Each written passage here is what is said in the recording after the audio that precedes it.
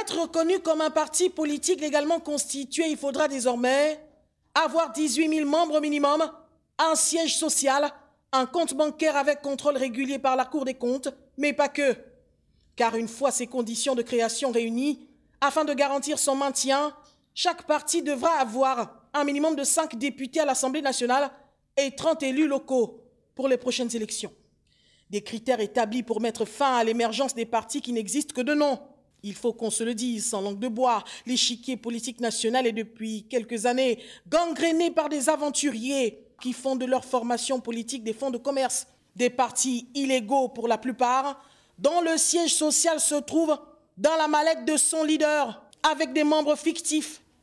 Appelés trivialement les marmailleurs, ils trempent dans toutes les sauces, cherchant avec frénésie des postes, des avantages.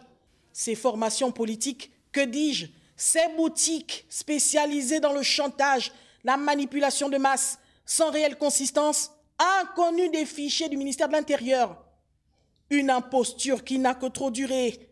C'est pourquoi le président de la République veut y voir plus clair, mais surtout mettre de l'ordre.